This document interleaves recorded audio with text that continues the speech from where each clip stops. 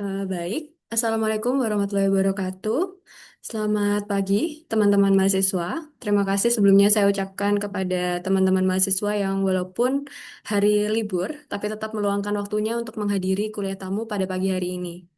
Seperti yang sudah saya sampaikan sebelumnya, pagi hari ini kita akan merefresh materi kita terkait dengan pneumonia, terutama pada pasien dengan gagal ginjal. Untuk teman-teman yang mungkin sudah mengikuti mata kuliah PBL farmakoterapi pasti sudah tahu bagaimana rumitnya terkait dengan tata laksana penyakit yang disertai dengan gagal ginjal. Nah, tentu saja pagi ini kita akan menggali lebih dalam terkait dengan pneumonia pada pasien dengan gagal ginjal dengan seseorang yang expert di bidangnya. Nah, di sini sudah hadir bersama kami Ibu Apoteker Mela Dwi Wulandari, M.Pharm Clean. Sebelum kita menyapa Ibu Apoteker Mela, izinkan saya membacakan CV beliau terlebih dahulu.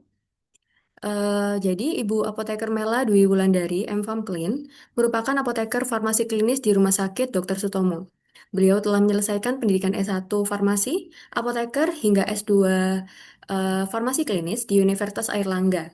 Dan saat ini, Ibu Apoteker Mela menjabat sebagai apoteker farmasi klinis di RSUD Dr. Sutomo, lebih tepatnya di instalasi rawat inap bagian penyakit dalam. Baik, mari kita sapa Ibu Apoteker Mela. Bu Mela, Assalamualaikum Bu, bagaimana kabarnya Bu? Waalaikumsalam warahmatullahi wabarakatuh. Alhamdulillah kabar saya sehat, Bu Firda. Gimana Bu kabarnya? Alhamdulillah sehat juga Bu. Sibuk Ya, banget pasti ya Bu di Sutomo ya Bu. ya, biasa aja Mbak. Saya sempat lihat tadi kasusnya agak kompleks. Habis ini pasti mahasiswa jadi banyak belajar terkait sama pneumonia dan gagal ginjal dari kasus Bu Mela ini. Siap. Nggih, sudah siap nih Bu untuk membawakan materinya? Eh, ya, Mbak nanti bisa tolong dibantu slide share enggak? Oh, dibantu slide share sebentar. Bisa Bu, tapi belum saya download di laptop yang ini. Sebentar nih Bu. Atau coba saya ini kan ya, sebentar saya coba sebentar.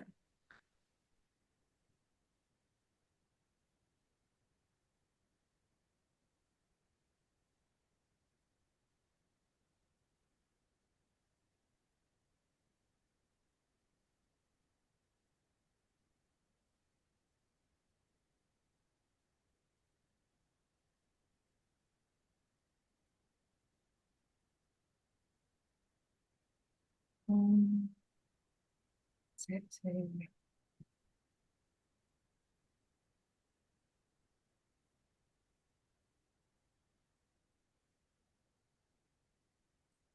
Sudah ya? Iya, sudah terlihat Bu.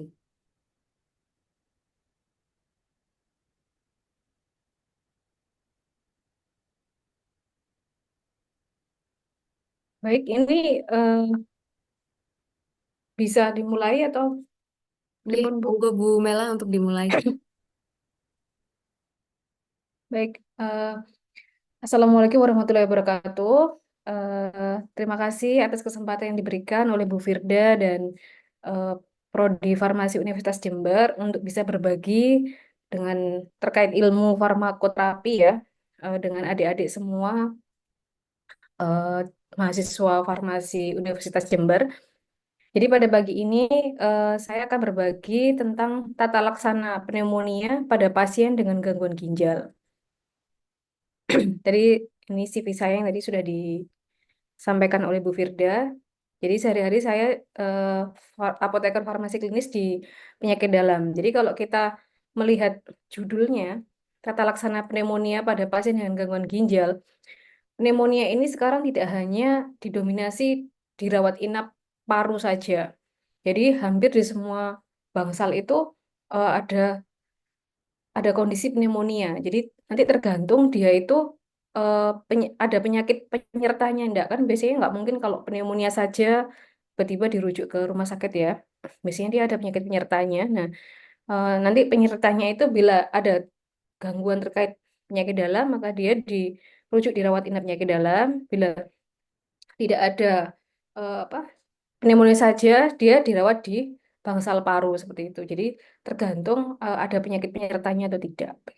Begitu. Jadi nanti tidak usah bingung sehingga kita tetap itu ya tata laksananya pneumonia ini dengan penyakit penyertanya itu dengan pasien dengan gangguan ginjal yang biasa ditangani di penyakit dalam. Jadi topik bahasan pada pagi ini ya, nanti kita akan membahas tentang definisinya, kemudian epidemiologinya, kemudian diagnosanya itu sekilas. Diagnosa memang bukan ranah dari apoteker, tapi kita setidaknya sedikit harus tahu ya. Yang dinamakan pneumonia itu seperti apa sih diagnosa yang ditegakkan oleh dokter ya. Kemudian tata laksana terapinya kita selalu mengacu pada pengampu dari kesehatan yaitu Kementerian Kesehatan ya. Kemudian nanti kita membahas tentang kondisi khusus fisiologis pada gangguan ginjal dan prinsip penyesuaian dosisnya, serta bagaimana peran apoteker, dan nanti kita terakhir pada studi kasus. Jadi, pneumonia itu definisinya adalah suatu peradangan akut di parenkim paru yang disebabkan oleh infeksi patogen. Jadi bisa bakteri, virus, jamur, dan parasit, namun tidak termasuk Mycobacterium tuberculosis atau TBC ya, ini penyebab dari TBC. Pneumonia ini juga bisa menyebabkan peradangan atau cairan di paru-paru yang menyebabkan sulit bernafas dan membatasi asupan oksigen. Jadi dari epidemiologinya, pneumonia ini saya ambil dari data Riskesdas 2018, disebutkan bahwasanya penderita pneumonia itu sebesar 2,21% dari segala usia dengan 4 sampai 74 tahun, jadi 3% ya di sini. Kemudian pada usia produktif itu 2,5% dan lansia atau geriatri itu 2,9%. Kemudian pada data statistik dari JKN, apalagi kalau rumah sakit RSUD seperti tempat saya bekerja kan mayoritas yang dirawat adalah pasien-pasien BPJS ya, pasien yang asuransinya mengikuti JKN itu termasuk 10 besar kasus rawat inap terbanyak dengan data klaim itu yang didapatkan sebanyak 769 juta. Kemudian dari data survei kesehatan tahun 2023 didapatkan bahwasanya prevalensi pneumonia itu Jawa Timur itu juga masih eh, tidak paling tinggi, tapi dia juga masih masuk ini ya 15 besar ya. Alert from Google Chrome Helper. Alerts. Warning sign, stop ignoring this. Masuk 15 besar. Nah, ini di sini bahwasanya Jawa Timur ya. Kemudian kelompok usia, dari kelompok usia ini yang terbanyak adalah usia produktif juga banyak ya di sini. 54 sampai 64. Bahkan geriatri juga sampai 0,86%. Kemudian laki-laki juga lebih banyak daripada perempuan. Klasifikasi pneumonia, kita tahu pneumonia itu ada dua, pneumonia komunitas, yaitu infeksi akut pneumonia yang terjadi pada pasien yang tidak ada kontak dengan rumah sakit atau fasilitas kesehatan. Jadi dia biasanya itu terkena pneumonia itu di luar rumah sakit ya, biasanya dari rumah atau dari lingkungan sekitar tempat tinggal seperti itu. Kemudian kedua adalah nosokomial infeksi, jadi pneumonia yang didapat di rumah sakit. Jenisnya ada dua, HAP dan VAP. HAP itu Hospital Acquired Pneumonia. Jadi pneumonia yang terjadi lebih dari 48 jam atau lebih dari kurang lebih 2 hari ya setelah MRS atau ventilator associated pneumonia. Jadi ketika pasien itu terintubasi dengan ventilator, dia muncul gejala pneumonia 2 hari ya sejak sejak terpasang ventilator. Ini biasanya ventilator ini adalah di bangsa rawat inap ICU ya, ICU, ICCU, pasien yang tidak sadar. Nah, faktor resiko ini ada dua ya, CAP dan HAP. CAP di sini faktor resikonya, ini saya ambil dari PNPK Kemenkes ya, tentang tata laksana pneumonia dewasa. Faktor resikonya banyak ya, di antaranya penyakit komorbid atau penyakit penyerta, ada biasanya dia ada riwayat pneumonia sebelumnya, kemudian asma ya, diabetes mellitus, kemudian penyakit ginjal bisa, penyakit hati, pokoknya kondisi-kondisi imunosupresan ya, di mana rentan terkena infeksi, jadi dia bisa berulang. Faktor sosial merokok ya, konsumsi alkohol, kemudian eh, tadi kebersihan gigi dan mulut yang buruk, status gizi yang buruk ya, ini karena kaitannya dengan sistem imun, penggunaan obat-obatan terapi imunosupresif ya, ini karena kondisi imun yang menurun sehingga dia rentan terkena infeksi dari bakteri dan jamur tadi. Faktor lainnya yaitu kontaminasi ya pada sistem pendingin dari AC atau penghangat air, kemudian institusi yang ramai atau lingkungan yang padat, kontak dengan hewan ya, bisa dari kucing, kambing, kelinci ya.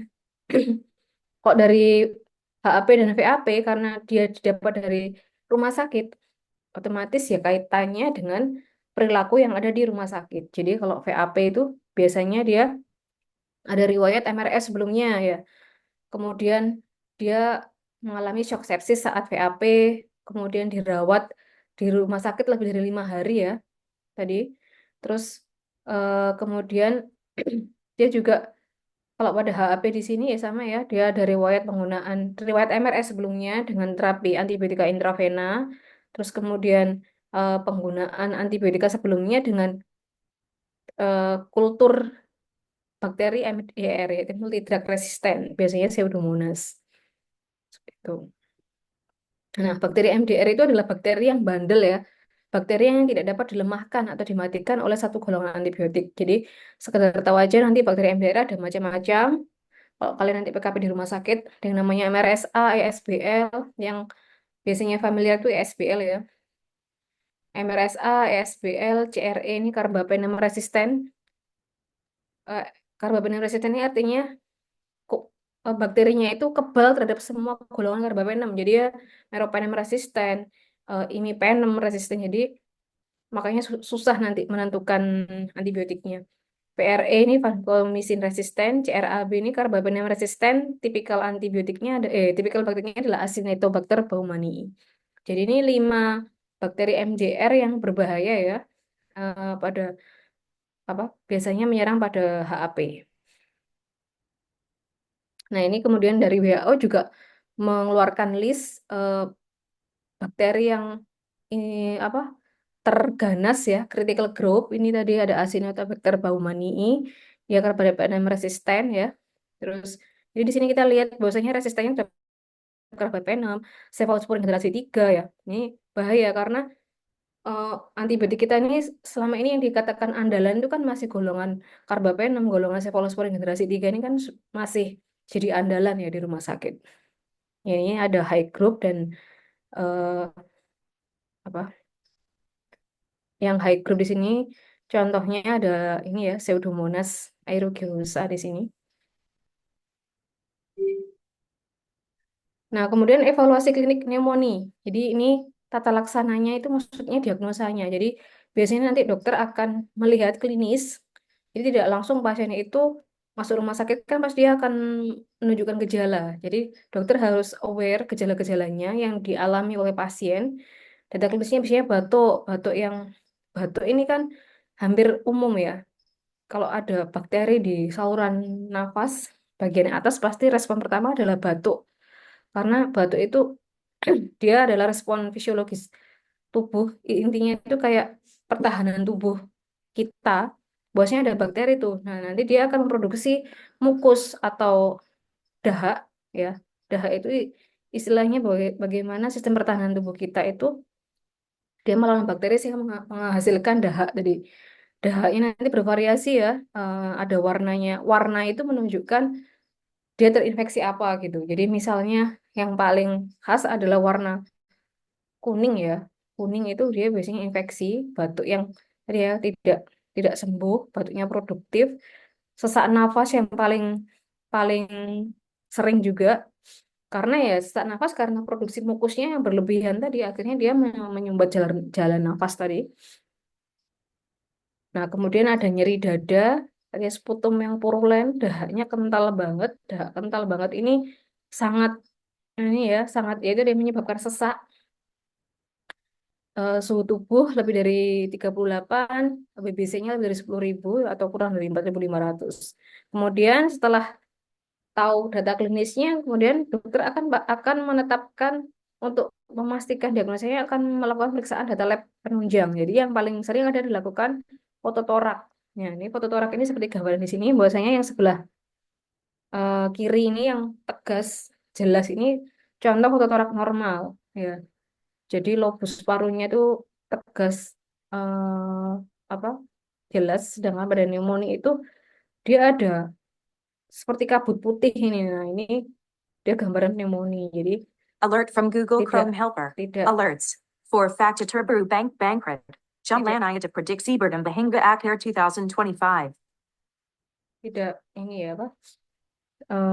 Tidak tegas. Kemudian nanti dilanjutkan dengan pemeriksaan mikrobiologi. Biasanya kalau pasien bisa memproduksi sputum, nanti dahaknya itu dahak spontan dilakukan pemeriksaan ya. Kemudian dikonfirmasi juga dengan kultur darah. Pemeriksaan kimia darah di sini nanti bisa diperiksakan penanda infeksi, bisa prokasitonin ya, CRP. Kemudian dilakukan evaluasi fungsi ginjal. Eh, Contohnya serum kreatinin, bun ya, EGFR ini perhitungan dari fungsi ginjalnya. Ini perlu dilakukan karena tidak semua pasien pneumonia itu datang dengan gangguan ginjal. Jadi kadang mereka itu ada yang mengalami kondisi akut gangguan ginjal atau memang sebelumnya sudah ada riwayat gangguan ginjal seperti itu. Jadi kalau untuk yang akut, jadi harus dilakukan pemeriksaan saat itu juga. Nah, kemudian setelah menegakkan diagnosa tadi, dalam perjalanan penyakitnya tadi dirawat di rumah sakit, nanti harus dinilai derajat beratnya pneumonia dengan skor PSI. Jadi kalau kalian nanti PKP di rumah sakit, pasti dokter itu mendiagnosa misalnya pneumonia PSI skor berapa gitu ini. PSI skor ini untuk menunjukkan derajat beratnya pneumonia. Jadi di sini ada beberapa apa scoringnya ya, dilihat dari usianya, gendernya ya. Kemudian ada komorbidnya enggak ya, ini sesuai dengan faktor risiko tadi. Kemudian pemeriksaan fisiknya gimana, klinisnya, kemudian hasil labnya seperti apa. Nanti di total skor, kemudian dicocokkan dengan tabel ini ya. Jadi derajat resiko. Jadi semakin tinggi itu semakin berat resikonya dan ya dia harus dilakukan pemeriksaan, harus dilakukan rawat inap itu ya. Jadi semakin tinggi skornya ini lebih dari 130, dia harus dilakukan rawat inap. Dan resikonya semakin berat. Kemudian bagaimana prinsip pemilihan terapi antibiotik? Ya karena kan tadi pneumonia karena disebabkan oleh bakteri, jamur ya. Jadi pasti tata laksananya adalah pemberian terapi antibiotik. Terapi antibiotik di sini satu ya harus berdasarkan jenis, harus tegak dulu pneumonia apa ini, CAPK, HAP atau VAP. Terus kemudian pasti akan diberikan antibiotika empiris, yaitu antibiotika yang jadi pasien datang itu kan pasti nggak mungkin langsung ya langsung dilakukan pemeriksaan kultur. Tapi kan pemeriksaan kultur butuh waktu, biasanya jadinya itu 5 hari. Nah, kan kita nggak mungkin menunggu pemberian antibiotiknya nunggu 5 hari aja, Bu. Setelah ini ya nanti apa infeksinya kan semakin memberat, jadi diberikan empiris. Jadi belum tahu nih kumannya apa.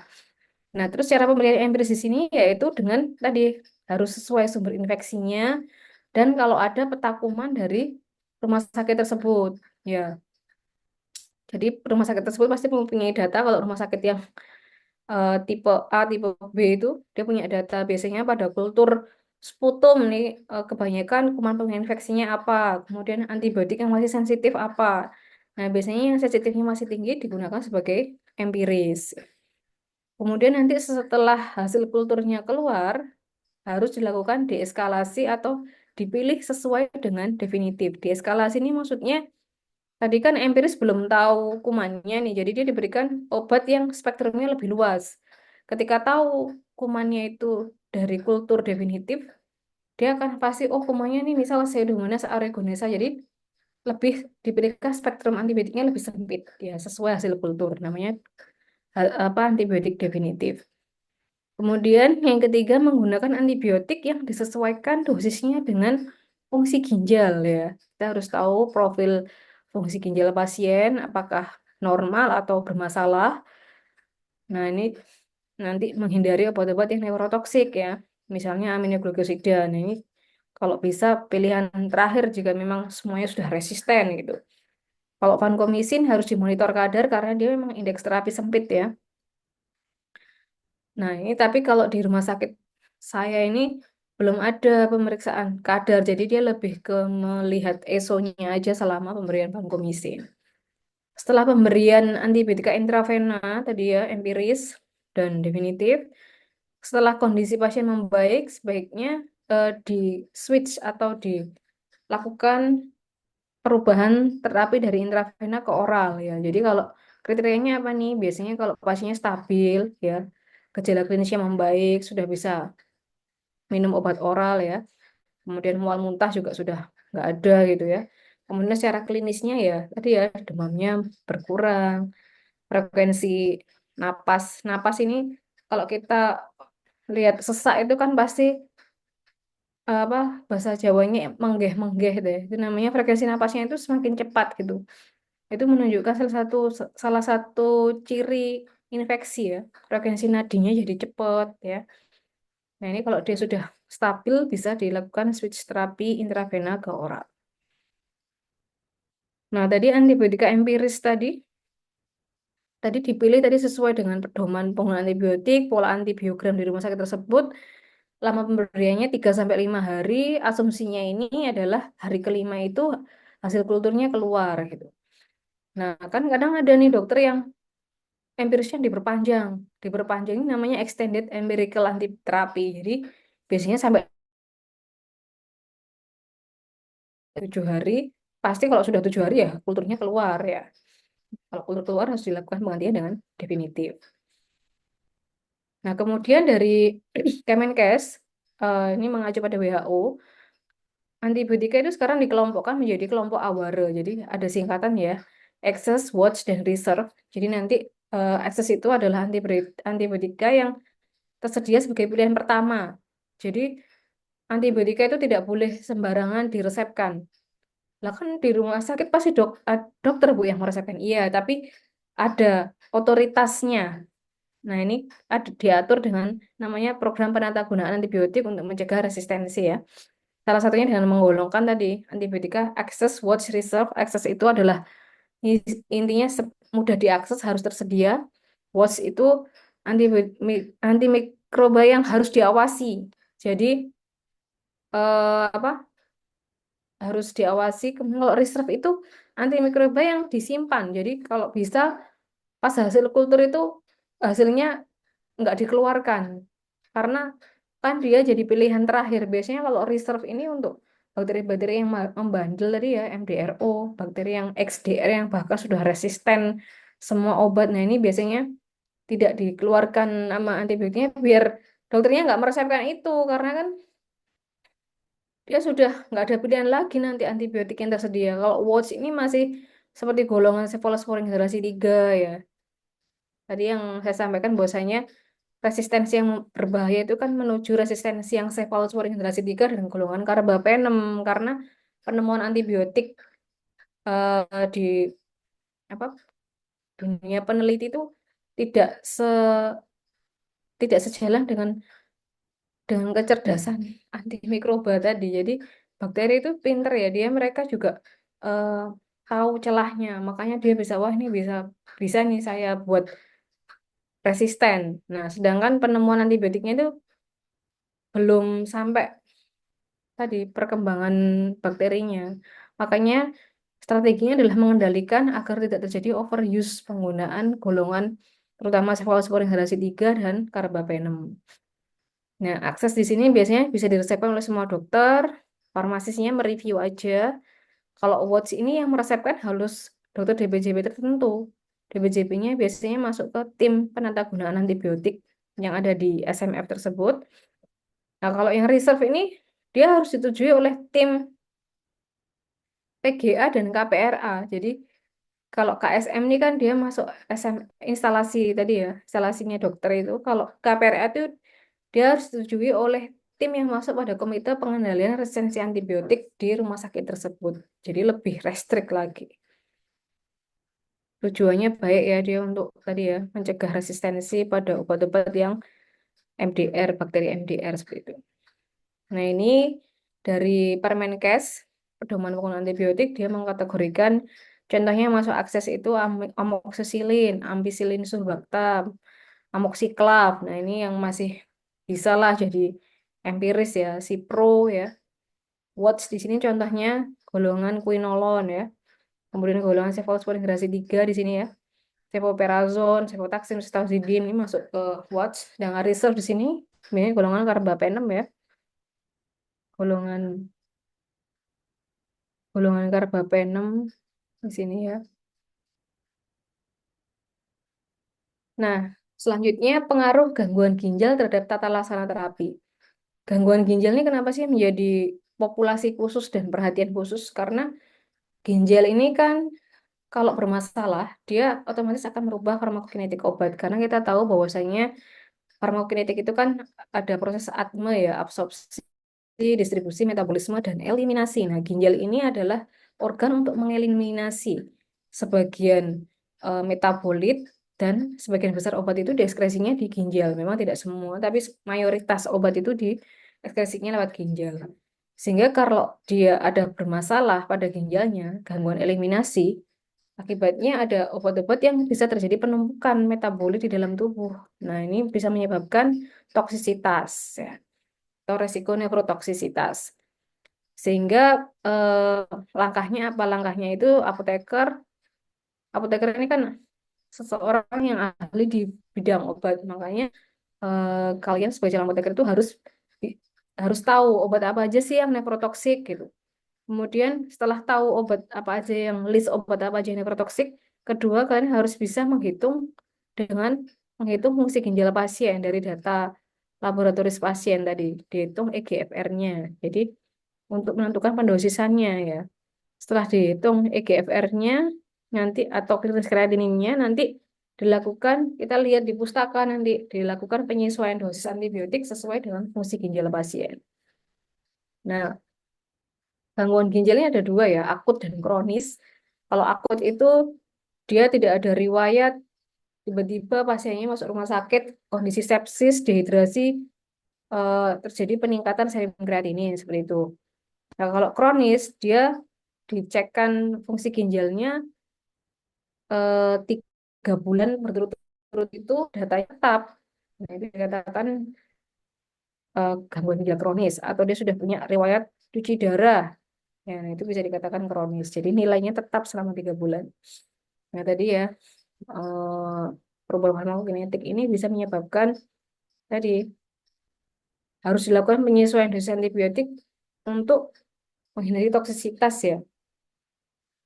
Kemudian antibiotik sendiri kalau kita lihat dari farmakokinetiknya, biasanya kan dia ada MIC ya, ada kadar minimum untuk menghambat mikroba dan ada kadar maksimum dalam membunuh mikroba. Nah, antibiotika itu nanti ada dibagi menjadi time dependent atau concentration dependent. Time dependent di sini maksudnya dia itu regimennya dia akan optimal bila diberikan dalam pendosisan yang sering. Jadi misalnya 3 kali 1, ceftriaxone 3 kali 1. Contohnya di sini time dependent adalah beta-lactam ya, makrolida, tetracycline. Ada yang concentration dependent, jadi dia diberikannya itu once daily. Jadi 1 kali, jadi dosis besar namun sekali. Nah, itu tergantung karakteristik antibiotiknya. Contohnya di sini aminoglikosida dan quinolone. Kita harus tahu karakter antibiotikanya masuk yang mana ya dalam adjustment penyesuaian dosis nanti. Kemudian perhitungan EGFR atau virus kreatinin. Jadi kalau mahasiswa kan familiarnya virus kreatinin. Nah, kalau biasanya bahasa klinis itu kalau menuliskan di diagnosa EGFR, estimated glomerulus filtration rate. Jadi perkiraan fungsi ginjal pasien itu berapa sih? Ini namanya EGFR atau clearance creatinine. Jadi rumusnya yang sekarang itu yang sedang dipakai itu 3 ini ya, Cockcroft-Gault, CKD-EPI dan MDRD.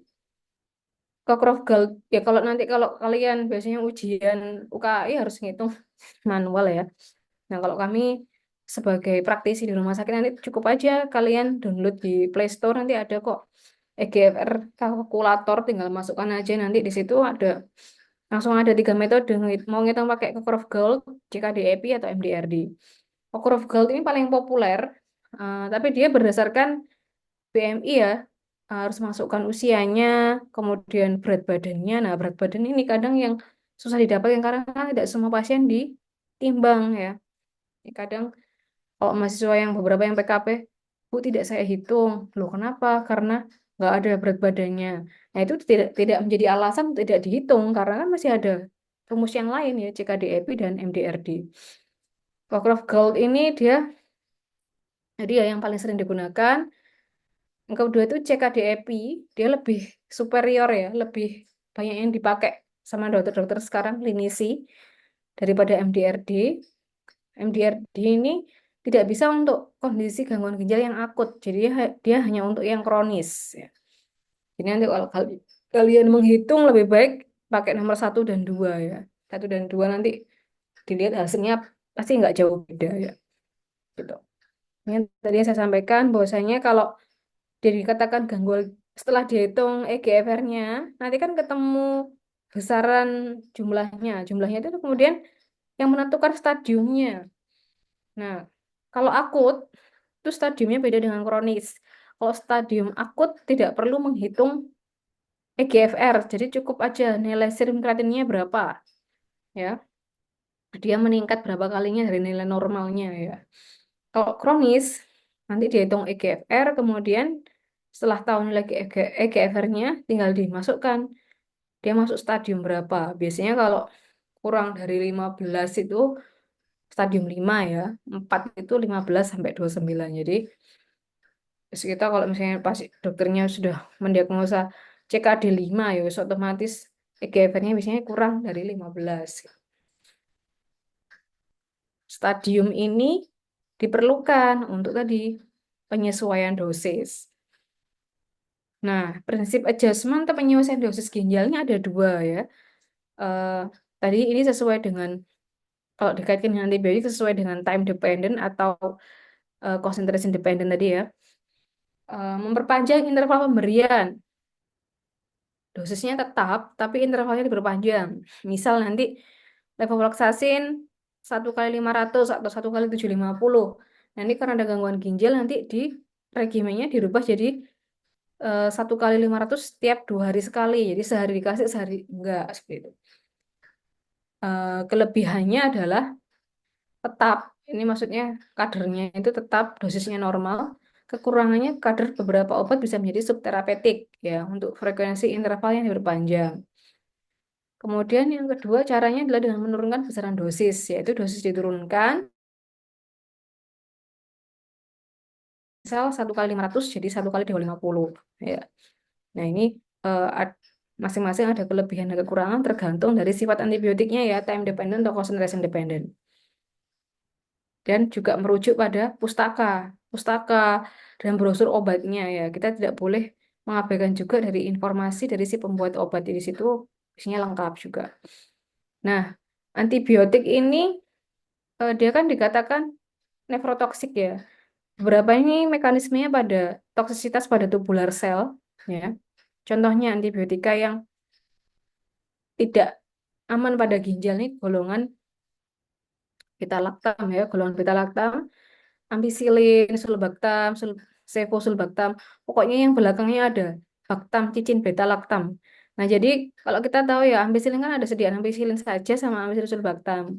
Jadi beta laktam ini dikembangkan oleh para peneliti obat itu dia untuk mencegah resistensi dengan adanya cincin beta laktam ini sebenarnya keunggulan ya. Jadi bakteri itu jadi susah untuk membuat resisten itu obat. Tapi sayangnya kalau dia ada gangguan ginjal, sulbactamnya ini dia tidak aman ya pada ginjal. Jadi diingat-ingat jadi semua sediaan beta laktam itu dia tidak aman pada ginjal. Nah ini sevoferasus sulbactam nggak aman. Tapi kalau sevoferasus saja dia masih aman ya. Ceftriaxone ini golongan Cephalosporin generasi 3 nih dia aman juga ya. Quinolone ini, Levo ini dia perlu penyesuaian. Satu-satunya quinolone yang aman pada gangguan ginjal ini moxifloxacin. Jadi kalau misalnya dokternya, "Oh, saya nggak mau ngejust, nggak mau saya turunkan Mbak dosisnya, saya pakai moxifloxacin." Oh ya nggak apa-apa, silahkan ya. Golongan carbapenem ini semuanya perlu dilakukan adjustment dosis. Nah ini beberapa contoh tabel. Nanti kalau kalian merujuk di pustaka itu, kalau sudah tahu EGFR-nya itu tahu untuk tahu dosisnya berapa gimana Bu? Ya lihat pustaka ya, lihat pustaka, lihat brosurnya ya. Misalnya ini amoxiclav ya di sini dosis lazimnya segini. Kemudian kris kreatininnya diketahui di kolom ketiga ini. Nah, ini dilakukan penyesuaian dosis ya, diturunkan dosisnya ya. Dan ada juga yang interval pemberiannya itu jadi berkurang seperti itu. Ya, tinggal dicocokkan aja lewat tabel. Nah, ini beberapa ya, meropenem ya, Lexovlog, moxi tidak perlu adjust ya. Golongan golongan yang ada tambahan cincin beta lactam itu selalu dilakukan adjustment ya di sini. Nah, ini menjadi dasar untuk pendosisan antibiotik ya. Ada gangguan ginjal, jadi harus mengacu pada pustaka.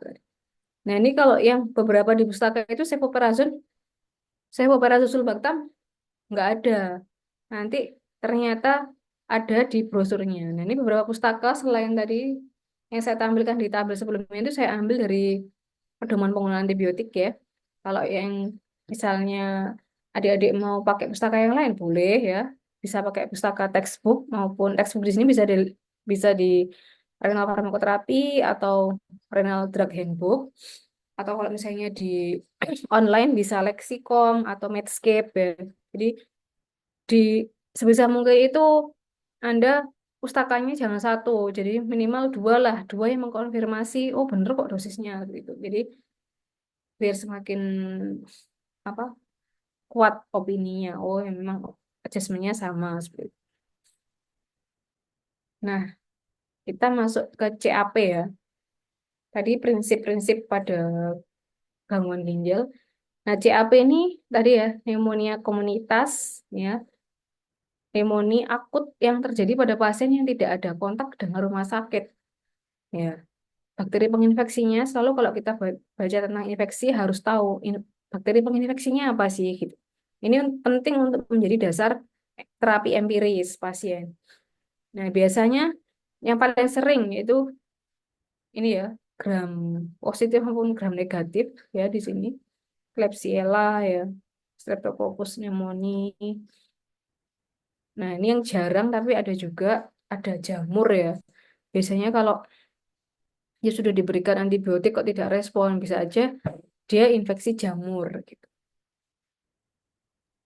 Kemudian alur terapi CAP tadi ya, setelah di anamnesa, kemudian dicek foto toraknya ya, kemudian dilakukan penilaian tadi derajat pneumonia dengan PSI score itu untuk menentukan dia perlu rawat jalan atau cukup dia perlu rawat inap atau cukup rawat jalan ya. Nah, nanti ketika rawat inap dia harus pakai ya tadi terapi empiris tadi ya. Nah, terapi antibiotik pada CAP rawat inap di sini, pada rawat inap di sini ya tata laksananya diberikan golongan beta lactam ya, ampisulbactam, ceftriaxone ya di sini. Kemudian bisa juga makrolida atau golongan quinolone ya, levo atau moxi ya.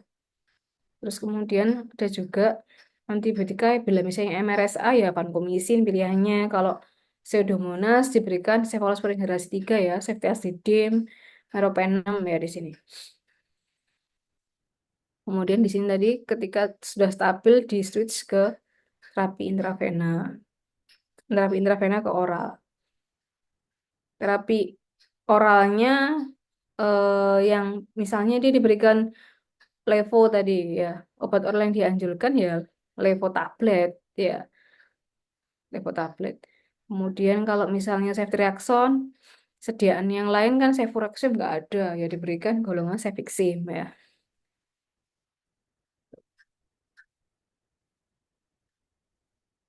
Kemudian HAP di sini yaitu pneumonia yang terjadi lebih dari 48 jam setelah MRS. Bakteri penginfeksinya mayoritas adalah MDR ya. Klebsiella pneumoniae, Acinetobacter ini yang tertinggi ya, dua yang tertinggi itu. Sehingga tata laksananya dia eh, harus tahu nih pasiennya ini ada risiko MRSA atau enggak. MRSA itu nama bakteri ya, methicillin resistant, Staphylococcus aureus ya. Kalau dia ada risiko MRSA diberikan golongan Ini ya, golongan levo atau meropenem ya, atau pipetazo di sini. Kemudian kalau dia ada riwayat MRS sebelumnya atau riwayat pas waktu MRS pakai antibiotik intravena selama 5 hari tadi ya. Nah, itu dipilih dua di bawah ini. Pipe, pipe dan Cefta atau Levo sama meropenem ya. Jadi dikombinasi. Dipilih ini plus ini atau kalau misalnya Avanco dan Linezolid kalau ada MRSA. Jadi kalau HAP ini antibiotiknya intinya kombinasi bukan tunggal. Karena kan dari antibiotiknya MDR itu lebih bandel ya, lebih mudah resisten. PAP. PAP ini terjadi pasti pasiennya itu pakai ventilator. Nah, kita tahu kok bisa ya Bu ya ventilator bisa menyebabkan pneumonia. Bu? Oh, bisa sekali karena ventilator itu kan alat yang dimasukkan ke tubuh pasien sebagai alat bantu napas. Ini kan kita lihat di sini istilahnya itu kayak selang dimasukkan sampai ke trakeanya di sini ya karena pasiennya kan nggak sadar nggak bisa bernafas spontan. Nah, ini di sini misalnya perawatnya sarung tangannya tidak berganti. Ya memang dia pakai sarung tangan, tapi kan dia habis megang pasien. Siapa? Pasiennya kan banyak ya. Pasiennya di ICU banyak. Nah, ini kumannya ini terkolonisasi di sarung tangannya ya. Terus Foto terus mulai thinking. Oh, nggak bisa foto di sini and zoom. Nanti kameranya ketahuan. terus kemudian dari sarung tangan tadi perawatnya megang alat ventilatornya. Berpindahlah bakterinya dari sarung tangan ke alkesnya tadi ventilatornya ini. Nah, ini di sini bakterinya masuk nih ke sini. Dia membentuk lapisan biofilm ya. Nah, ini bandel sekali. Tidak hanya dari memegang pasien, bisa juga di ICU itu kan kadang ada kelambunya ya antar antar pasien itu kan dia kan nggak mungkin bentuknya sekat ruangan sekat kan biasanya kan bentuknya bara gitu. Nah, antar pasien misalnya kalau mau tindakan itu kan ada selambunya. Selambunya ya itu juga kumantok ya. Ya kita lihat aja lah itu dicuci berapa kali itu di rumah sakit atau jangan-jangan nggak pernah dicuci, dibersihkan terakhir kapan. Nah, itu makanya diperlukan tim pengendalian infeksi ya untuk nge-swab tuh. Se- Jangan-jangan sumberin yang selambune pasien tadi. Bisa juga di tempat cuci tangan perawat. Nah, di situ nggak pernah terkontrol juga. Nah, itu makanya intinya itu kalau HAP itu adalah higienisitas dari nakesnya. Kalau VAP kan pasiennya nggak mungkin dari pasiennya, pasiennya nggak sadar. Dia dapat bakteri dari mana ya? Pasti dari nakesnya, dari dokternya, dari perawatnya ya, bisa juga tugas obatnya ya. Nah, ini antibiotika tadi ya, untuk MRSA pilihannya vancomycin ya. Sedangkan kalau dia Pseudomonas tadi diberikan pipetazo atau ceftazidime ya, atau Astreonam ini nggak ada sediaannya ya. Nah, ini kalau gram negatif dengan aktivitas anti Pseudomonas non beta laktam bisa dipilih quinolon ya. Quinolon. Quinolon dengan aminoglukosida juga bisa dikombinasi. Nah, peran farmasis di sini apa? Peran farmasis di sini yaitu mengelola dan penggunaan antibiotik. Jadi, sebelum kita ngomong ke farmasi klinis, seorang apoteker tuh harus menjamin dulu lah stok obatnya itu nggak kosong. Jangan sampai nanti farmasi klinisnya jalan, ternyata stok obatnya kosong gitu ya. Ya sama aja gitu. Jadi, yang pertama adalah menjamin ketersediaan stok obatnya itu aman. Jadi tersedia nih semua antibiotika golongan akses, watch, dan reserve tadi ya. Kemudian baru nanti kita setelah stoknya aman, baru menjamin mutunya ya. Mutu di sini, yaitu tadi eh, kita terlibat pada konsultasi atau visit atau patient care. Jadi bersama tim terlibat merawat pasien infeksi. Kemudian mengkaji peresepan antibiotik ya, dicek indikasinya, dicek tadi fungsi ginjalnya gimana, dosisnya, ada interaksi obat atau enggak, ada enggak ya. ESO misalnya tadi yang vancomycin harusnya dilakukan penetapan kadar darah karena di rumah sakit nggak ada alatnya bukan berarti kita tidak memantau ya. Kita harus memantau juga nih, misalnya nih vancomycin diberikan hari pertama hingga hari kelima, apakah ada peningkatan serum kreatinin yang signifikan. Nah, ini nanti kita laporkan pada dokter ya. Mengendalikan pemberian antibiotik tadi sesuai dengan aware tadi ya. Eh, Bahwasanya yang reserve itu tidak boleh sembarangan diresepkan sebagai empiris gitu ya. Harus benar-benar lihat kondisi pasien ya. Kecuali pada kondisi pasien ICU, dia bisa mungkin ya diberikan sebagai empiris dengan pertimbangan dari tim PPRA dari rumah sakit ya. Kemudian memonitor penggunaan antibiotik. Kapan nih empirisnya ini kok sampai 7 hari nggak diganti-ganti nih dokternya ini, masa nggak dikultur gitu. Harus ditanyakan ya, hari kelima itu farmasis harus mulai gelisah, kok nggak diganti-ganti ya antibiotiknya gitu. Hari kelima ditunggu-tunggu sampai hari ketujuh loh kok nggak diganti-ganti. Nah ini farmasi harus nanya ke dokternya, dokter ini empirisnya sudah 7 hari, planning pasiennya seperti apa gitu ya. Dan automatic stop order ini belum sih kalau di Indonesia ya. Nah, tapi juga tergantung kesepakatan yang dibuat oleh rumah sakit tersebut. Kalau di luar negeri mungkin sudah jalan ya automatic stop order.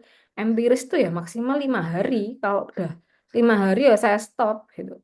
Kalau di sini masih belum ya kita cukup menanyakan aja dari hari kelima, hari ketujuh itu harus kok empirisnya kok terus-terusan harus tanya gitu ya. Nah ini jadi kalau kita merawat pasien infeksi itu suatu tim ya, timnya itu banyak ya. Di sini ada dokter, perawat tadi, perawat ini selaku dokter itu kan selaku eh, istilahnya pemberi instruksi paling atas. Pelaksananya perawatnya kan, misalnya pasang ventilator. Nah, yang melakukan pemasangan ya perawatnya kan. Perawatnya apa kata apa dokter. Terus kemudian eh, farmasi ya terapinya ya apa kata instruksi dokter. Nah, kalau semua instruksinya dokter, terus otoritas kita apa, Bu ya? Otoritas kita tadi yang saya sampaikan ya. Farmasi klinik mereview dosisnya ini loh, dosisnya dokternya kelupaan nih. Nggak lupa, nggak mengadjust eh, dosisnya sesuai dengan fungsi gejala pasien. Pasiennya ada ESO ya. Antibiotiknya sudah terlalu lama, kok tidak diganti. Nah, itu diingatkan dokternya ya. Kemudian nanti ada tim mikrobiologi klinik. Nah, ini melakukan pemeriksaan kultur ya.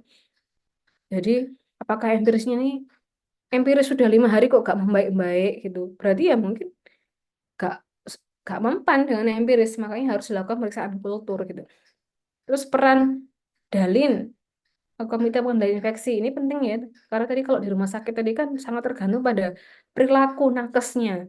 Jadi Dalin ini fungsinya banyak, dia sampai merekomendasikan desinfektan apa, antiseptik apa, ya untuk misalnya untuk nge-swab permukaan, terus menghitung cemaran udara di ICU.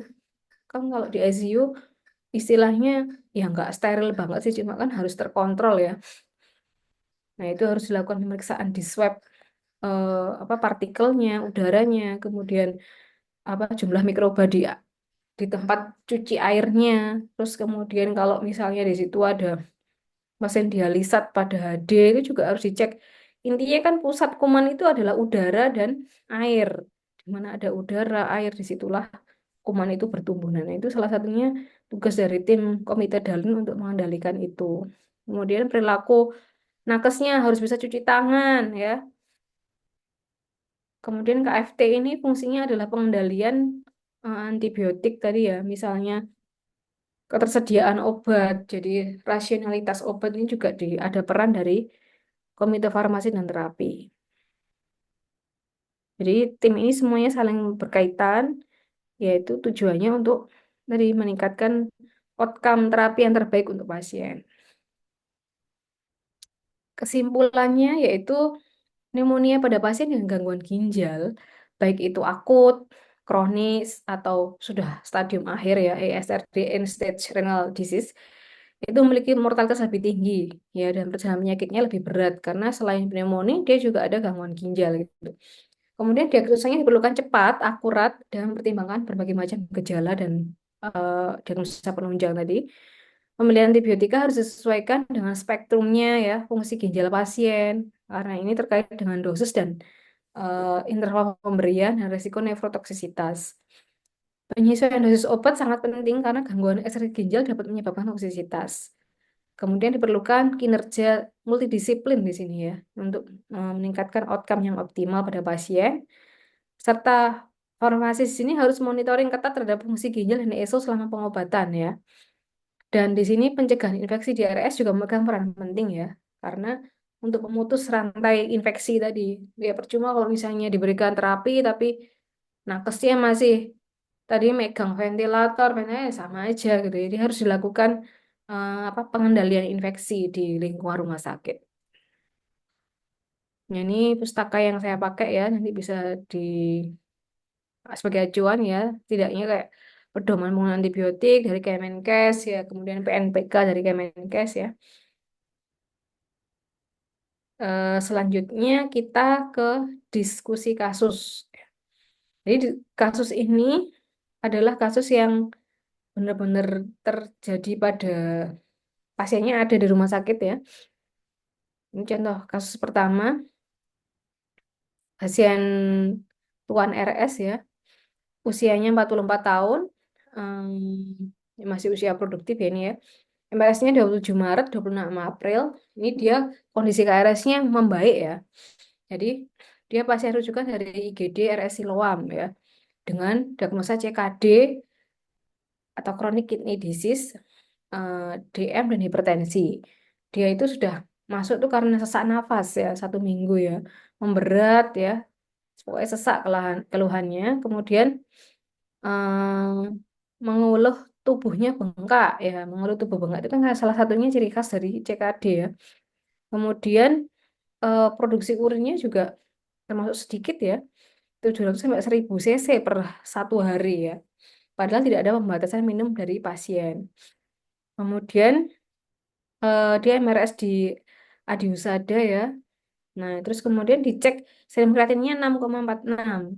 Nah, kemudian terus meningkat nih serum kreatinine 3 bulan terakhir menjadi 16,96. Kemudian dirujuk ke siloam ya, gagal ginjal. Sesaknya semakin memberat, ya, dia akhirnya harus dirujuk untuk cuci darah. Lihat penggunaan obatnya ada metildopa untuk kontrol hipertensinya ya, bisoprolol, furosemid di sini untuk diuresisnya ya, karena bengkak tadi. Amlodipin untuk hipertensinya, gliklasид untuk diabetesnya, serta suplemen asam folat. Nah, ini kalau kita sebagai apoteker harus ranahnya di mana? Rekonsiliasi ya, di riwayat pengobatan. Riwayat pengobatan rutin yang diterima pasien apa nih? Jadi biar tahu, oh pasiennya ini, kalau logikanya kalau dia kronis, DM, hipertensi, harusnya minum obat kan? Obat rutin. Masa dia diagnosa DM. Makanya kalau kita rekonsiliasi harus tahu nih diagnosa kronisnya apa. Kadang pasien itu juga nggak bisa nyebutkan nama obatnya, makanya kita harus menggali tadi. Diagnosanya apa? Diagnosa utamanya gagal nafas, ya overload syndrome. Ini karena tadi ya, karena gangguan ginjal tadi. CKD stadium 5. Ya, tadi seperti saya sampaikan, stadium 5 itu mesti EGFR-nya kurang dari 15 ya, kurang dari 10. Ya, dia HD reguler Selasa Jumat ya. Kemudian ada HAP dengan PSI score 113, artinya dia berat ya, harus rawat inap tadi ya. Mikosis paru. Nah, ini eh, penginfeksinya bisa aja dari paru ya, dari jamur. Ini diagnosanya segini banyak ya, DM, kardiomegali ya, asidosis, hiperkalemi ini semua terkait dengan CKD-nya ya. Nah, ini HAP-nya ini karena dia ada riwayat tadi MRS sebelumnya penggunaan antibiotika lebih dari sebelum penggunaan IV antibiotika tadi. Nah, ini data subjektifnya ya. Ada sesak nih, pasiennya tidak bisa bernafas spontan, maksudnya itu tidak ventilator, cuma dia perlu alat ini ya, NRM. NRM itu seperti masker gitu ya, di dengan jalan oksigennya 15 liter per menit. Semakin tinggi ya berarti semakin sesak ya. JR ini Jackson Risk. Kalau Jackson Risk berarti kondisinya sempat ngedrop ya, karena dia dia tuh lebih ini biasanya kondisi sesak berat. Kemudian eh, berubah jadi simple mass ya. 8 LPM berarti sesaknya membaik ya, ada perbaikan. Kemudian dari data lab klinisnya, apa laboratorisnya, dicek apa tadi ya? BBC-nya, profilnya gimana nih? Profilnya dari awal sampai MRS ini cenderung naik ya, naik. Peaknya pada tanggal 11 April, kemudian membaik ya, 13, 15 mulai ada penurunan ya di sini. Kita lihat juga peaknya neutrofil juga ya, paling tinggi pada tanggal 11. Jadi kalau kita melihat apa neutrofil ini salah satu penanda infeksi juga ya. Jadi WBC dilihat neutrofilnya, kemudian kalau PLT itu tidak spesifik. Gangguan ginjal dilihat serum kreatinin karena pada pasien tadi kan eh, laki-laki ya, normalnya nilainya 0,6 sampai 1,2. Jadi dia masuk selalu di angka 6. Jadi hampir 6 kali lipatnya ya. Kemudian prokalsitonnya ini termasuk belum infeksi berat sih. Dari data Bun SK tadi dimasukkan di rumus Cockcroft-Gault dan CKD-EPI. Kalau CKD-EPI kan bisa untuk akut dan kronis ya. Nah ini hitungannya ya kurang lebih nggak jauh ya, nggak jauh beda gitu. Setelah dihitung EGFR-nya, diapakan langkahnya? Ini diagnosa penunjangnya ya. Ada foto toraknya, kesimpulannya kardiomegali, efusi pleura ya. Foto toraknya ini dilakukan frekuen ya, tanggal 4 April, 24 April ya, tanggal 7 April ya. Jadi ada lung edema, kardiomegali ya. Kemudian dilakukan pemeriksaan mikrobiologis. Jadi di sputumnya itu dikultur darahnya steril. Nah, kultur sputumnya didapatkan bakteri ya. Di sini ada tidak ada jamur ya, terdapat Streptococcus viridans ya. Kemudian ini pada tanggal Maret ya. Sedangkan ini pada April didapatkan jamur tadi yang diagnosisnya adalah mikosis paru tadi Candida tropicalis. Nah, ini. Kemudian regimen terapi pada pasien ini dia dapat antibiotika dan jamur karena kulturnya tadi pada tanggal 9 April tadi ya. Pada tanggal tadi 9 April ini diberikan kombinasi eh, antibiotik cefoperazone dan fluconazole. Nah, ini kalau kalian lihat pola terapinya ya di sini. Kok dikasih dua, Bu? Cefoperazone dan cefoperazone sulbactam. Dikasih fluconazole. Yang lain ini terapi terkait pasien ya, kayak tadi hipertensi, ini terkait ginjalnya yang CKD tadi ya, sampolat, nebulkombifen ya karena dia sesak ya. Cefoperazone tadi kan pilihan untuk Pseudomonas ya, cefosporin generasi 3. Nah, cefoperazone ini dia di sini dosisnya eh, Anda lihat ya 1 kali 1 gram dan cefoperazonnya satunya 2 kali 1 gram. Fluconazolnya 1 kali 100 miligram. Sediaan fluconazol di sini kan satu filenya 200 miligram. Kok diberikan 100 miligram? Ini terkait dengan adjustment dosis. Nah, ini kalau kita lihat ya di sini eh Cefoperazole sulbactam. Ini saya tadi sampaikan bahwasanya di pustaka ini nggak ada, tapi di brosur obatnya ini ada. Di brosur obatnya dikatakan bahwasanya EGFR-nya pada pasien ini kan CKD 5 ya, mesti kurang dari 15.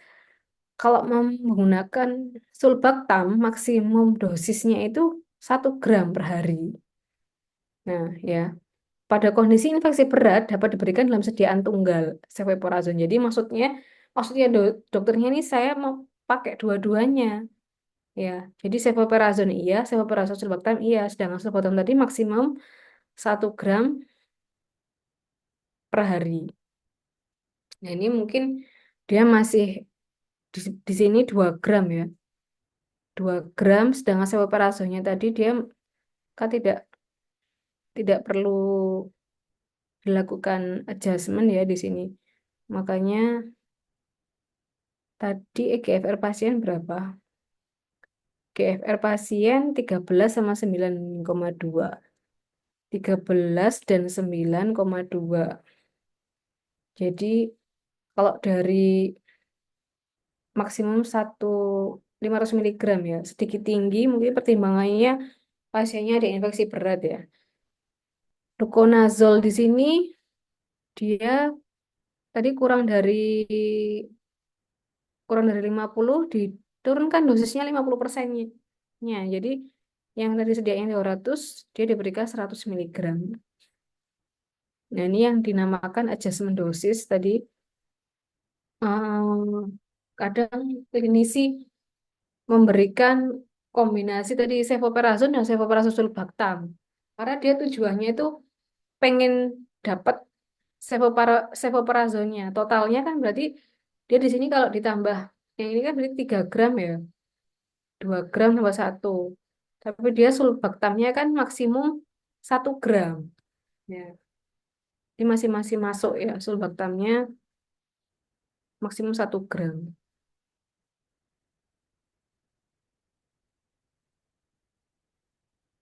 Contoh kasus kedua di sini geriatri ya 71 tahun.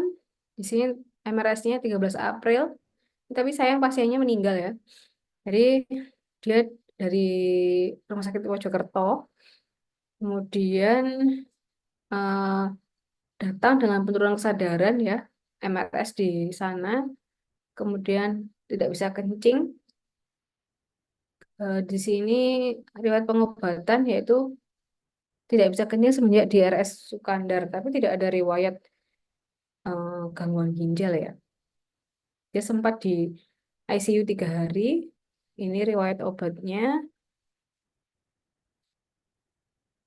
Nah, diagnosa utamanya yaitu karena ensefalopati sepsis. Jadi, sepsis yang ya pasiennya nggak sadar tadi. Diagnosa sekundernya yaitu sepsis ulkus decubitus grade 4, et causa HP, ya, ACKD ya, hipoalbumin. Nah, ini profilnya ya. Profilnya di sini pasiennya suhunya ini naik pada tanggal 3. Kemudian RR-nya. RR itu menunjukkan sesak atau enggak. Semakin nilainya tinggi, yaitu dia sesak ya. Nah, ini terbukti dari awal pasiennya sudah pakai nasal kanul ya. Jadi dengan jalan oksigen 4 lpm ini masih sesaknya masih enggak terlalu sesak ya. Nah, ini mulai naik-naik ya. 6, 9, 5, 10, 15 ya. Jadi pada tanggal 26 April tadi nadinya tidak teraba. GCS-nya mulai status kesadarannya mulai memburuk tadi ya. Tanggal 17 sudah 111, kemudian tanggal 20 221 ya. Mulai tanggal 23 ini sudah 111. Jadi sudah tidak sadar. Tapi belum pakai ventilator ya hasilnya. Nah, ini profil laboratorisnya, WBC-nya cenderung awalnya naik, turun, kemudian naik lagi ya. Pada saat sebelum meninggal itu, serum kreatininnya juga tidak terlalu tinggi kayak yang tadi. Karena emang dia diagnosanya masih akut ya. Di sini dihitung EGFR-nya masih aki stadium 2 ini. Nah, pemeriksaan fototoraknya kesimpulannya pneumonia ya. Mikrobiologinya ada kulturnya nih, kultur urin tapi. Kultur urin, ya kalau kultur urin ya nggak dipakai untuk diagnosa pneumonia ya. Ini berarti kulturnya belum jadi ya. Yang ada kultur urin. Pasiennya diberikan terapi di kok di Sutomo itu cenderung sevoperazone iya karena sevoperazole sulbactam itu profil empiris di penyakit dalam itu masih sensitivitasnya masih tinggi sehingga dibandingkan ceftriaxone ya ceftriaxone sudah banyak resisten makanya makanya diberikan sevoperazone. Jadi diberikan sevoperazone eh, sulbactam sebenarnya diganti levofloxacin. Ini dia kok mengacu pada kultur urin ya. Ini makanya perlu ini ya, cefoperazonnya ini kan dia diberikan hampir lebih dari 7 hari ya, extended empiris ya. Ini sama tadi adjustmentnya ya. Kemudian diberikan levofloxacin pada tanggal 24 berdasarkan hasil kultur definitif dengan adjustment tadi ya 1 kali 750 tiap 48 jam, jadi sehari diberi sehari enggak. Ini centangnya seharusnya salah ya, ini seharusnya tiap 2 hari sekali diberikan. Kemudian di sini beberapa obat yang dilakukan adjustment, contohnya metoclopramid. Metoclopramid itu kan sedianya 10 miligram, pada pasien yang diberikan 3 kali 5 miligram separuhnya. Adjustmentnya sama ya, jadi dia menggunakan apa kombinasi cefosulbactam karena kondisi infeksinya dianggap klinis itu berat. Dia itu ingin apa cefoperazolnya kan karena tidak perlu adjust, dia itu ingin total dosisnya tetap 3 gram.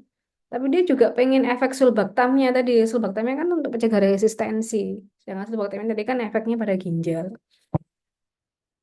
Nah, itu terus kemudian di empirisnya diganti levofloxacin. Levofloxacin tadi pasiennya tadi kan masih 20-an ya. Jadi 20-an tadi adjustmentnya 1 kali 750 tiap 48 jam. Metoclopramid juga seperti itu. 20 sampai 10 sampai 60 diberikan 50% dari total dosis. Jadi harus dilakukan penurunan dosis. Adjust. Nah, eh,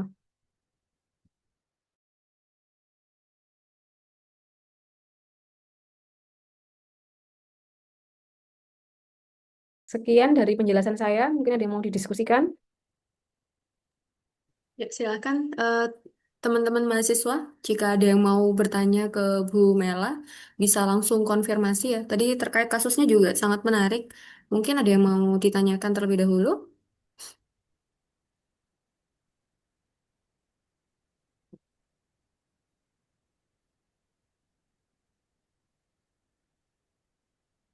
Ya.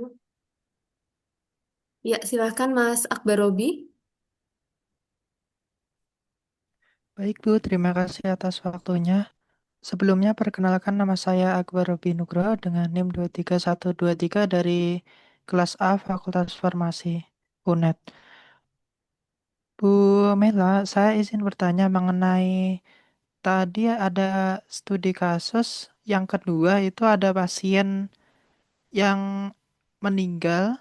Nah, pada saat itu saya ingin bertanya Bu, mengenai kultur itu Mm-mm. apakah dilakukan itu setelah diagnosis itu keluar ataukah sebelum dilakukan diagnosis itu sudah dilakukan kultur untuk mengetahui infeksinya bagaimana ya Bu?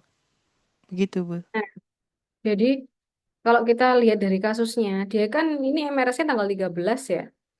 Tanggal 13. Sedangkan dari kulturnya tadi di kultur ulin tanggal 14. Jadi dia hari kedua MRS itu sebenarnya sudah dilakukan pemeriksaan kultur. Namun ini saya lihat di data labnya emang yang baru keluar urin ya. Yang lain belum keluar kayak sputum, darah gitu. Nah, idealnya berarti kalau dari sini kan klinisi tahu tuh setiap bukan hanya klinisi dari teori pun. Jadi kalau seorang klinisi itu sudah curiga infeksi, itu ya harus pada saat hari pertama dia diberikan antibiotik harus dilakukan pemeriksaan kultur. Karena kultur itu salah satu penegakan diagnosa ya. Karena kita nggak jamin juga empirisnya itu. Empiris itu kan istilahnya lah dari pustaka ini nih kumannya. Kemudian dari peta kuman yang masih bagus sensitif antibiotiknya ini. Misalnya dari cefoperazone. Nah, tapi kan kita nggak tahu nih pada pasien itu tuh kumannya apakah pseudomonas.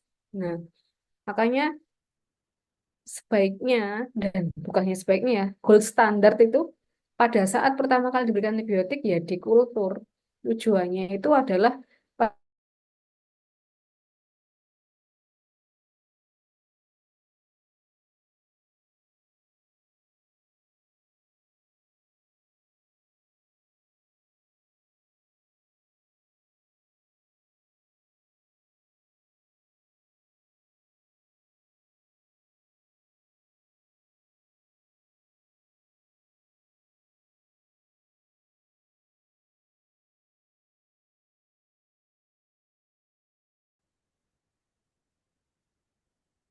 Halo?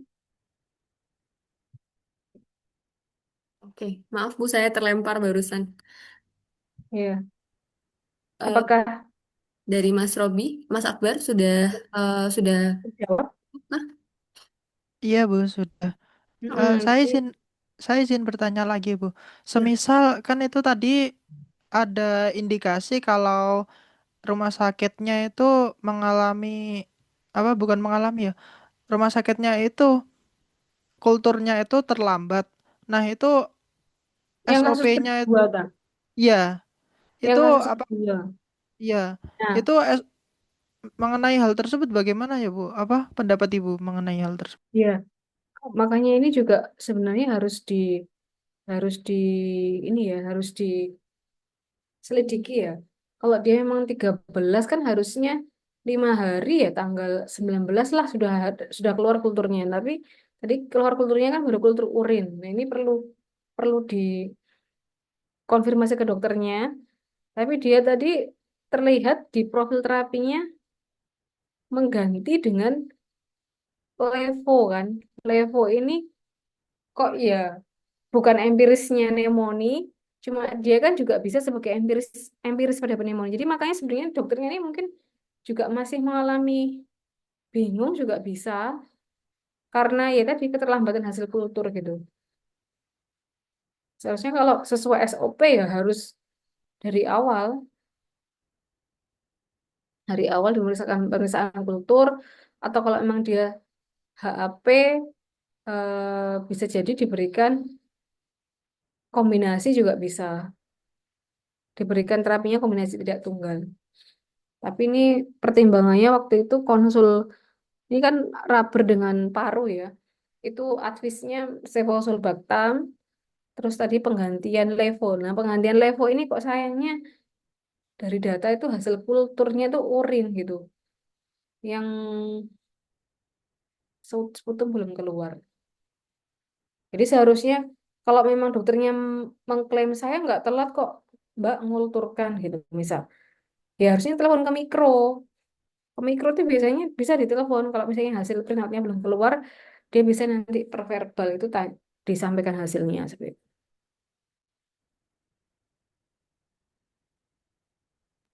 Baik, Bu, terima kasih.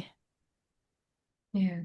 Jadi di sini pentingnya apoteker juga menanyakan ya pada hari kelima, pada hari ketujuh, dokter ini kulturnya sudah keluarkah gitu ya. Jadi harus aware gitu. Atau bahkan pas pertama kali dia dapat antibiotik, apoteker mastiin dok sudah diperiksakan kultur ya. Oh iya sudah sedang jalan. Nah itu kan berarti kita juga ada cukup tenang ya. Ini berarti nanti pada hari ke-7 dia akan ganti antibiotik ke definitif seperti itu. baik, terima kasih dari Mas Akbar dan Bu Mela. Mungkin ada yang lain yang ingin didiskusikan kepada Bu Mela terkait dengan pneumonia pada pasien gagal ginjal dan studi kasusnya mungkin.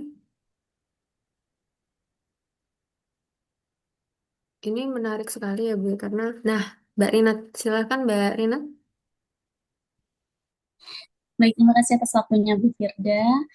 Selamat pagi Bu Mela. Iya, oke, selamat pagi.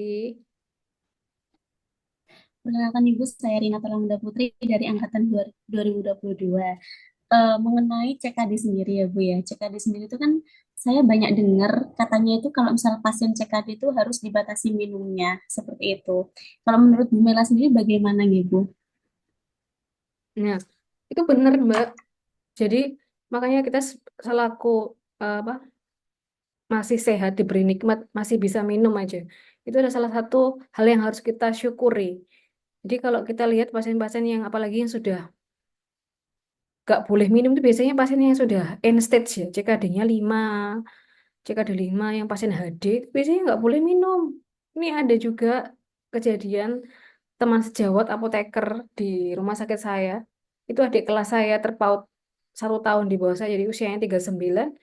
Dia itu sudah terkena eh, CKD stage akhir, cuci darah, dan dia akhirnya membaik karena transplant ginjal. Jadi donornya adalah ibunya sendiri. Jadi disuruh ibunya waktu itu. Awalnya dia nggak mau, tapi ibunya maksa.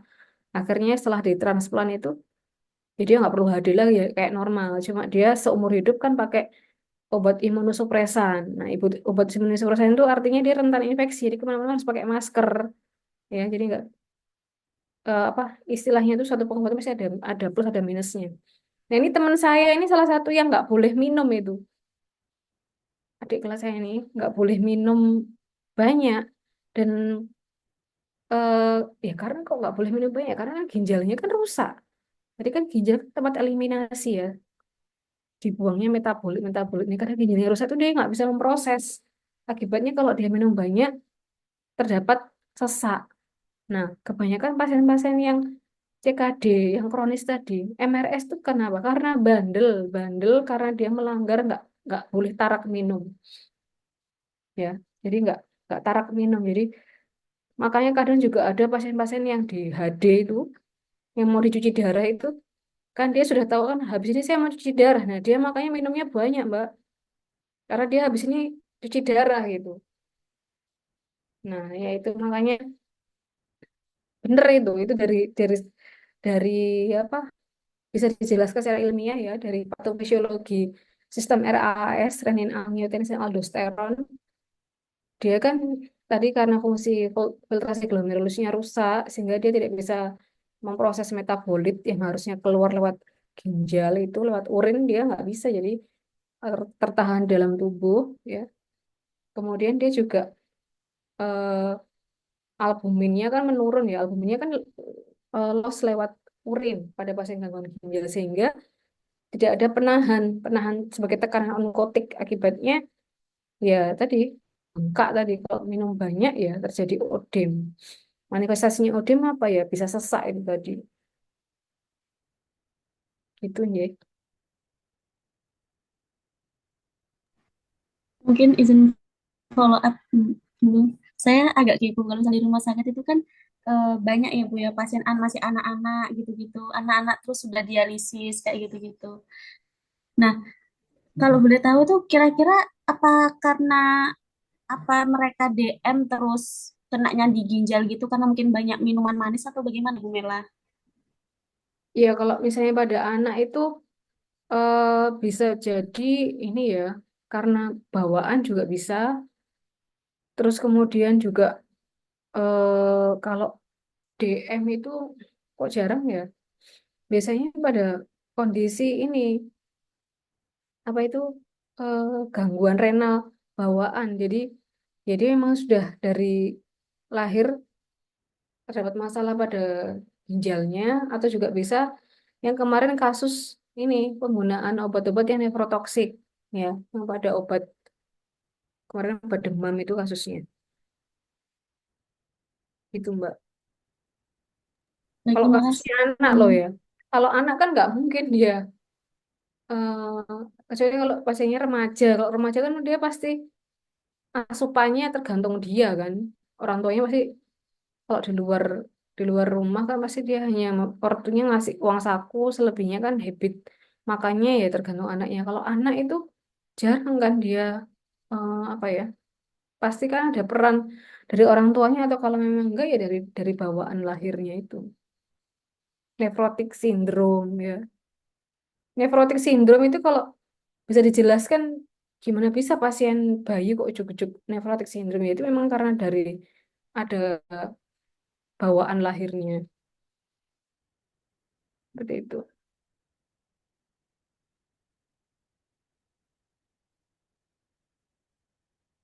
Baik, dari Mbak Renat sudah cukupkah atau ada lagi yang mau dikonfirmasikan? Sudah Bu Firda, terima kasih. Oke, terima kasih. eh yang lainnya mungkin ada yang mau didiskusikan terkait dengan materi ini? Silakan bisa raise hand. Ya, silakan Mas Rafa. Baik, terima kasih atas kesempatannya Bu Firda dan Bu Mela. Saya izin bertanya Ibu terkait dengan obat-obatan pada CKD dan pneumonia. Itu apabila ada obat yang masuk, misal obat-obatan yang baru di mana seperti antibiotik atau obat-obatan dari CKD sendiri itu yang saat ini dalam fase eh, uji fase 4 atau yang sudah rilis tapi masih uji fase 4. Nah, itu apakah bisa diberikan di pasien CKD ataupun pneumonia ya, Bu? Dan juga melihat bahwa uh, ada obat-obatan yang di mana itu masih off label, itu apakah bisa digunakan atau bagaimana, Ibu? Mohon arahannya, Ibu. Terima kasih, Bu. Setahu saya kalau penggunaan obat yang fase 4 itu kok kalau untuk tata laksana pasien dirawat inap belum ya? Belum sih, belum. Contohnya obatnya apa gitu? Ada nggak? Kalau kalau saya selama ini berpraktek di rumah sakit saya belum pernah lihat sih ada penelitian obat fase 4 gitu. Kalau yang off label itu ada, off label itu contohnya penggunaan ini asilsistein dosis tinggi. Biasanya eh, bisa injeksi, kan ada NAC injeksi, dia itu untuk antioksidan ginjal. Jadi ada penelitian dari dokter ginjal itu dia bahwasanya NAC dosis tinggi itu dia sifatnya melindungi ginjal seperti itu. Tapi ya yang namanya off label itu kan tidak masuk pada apa pedoman standar.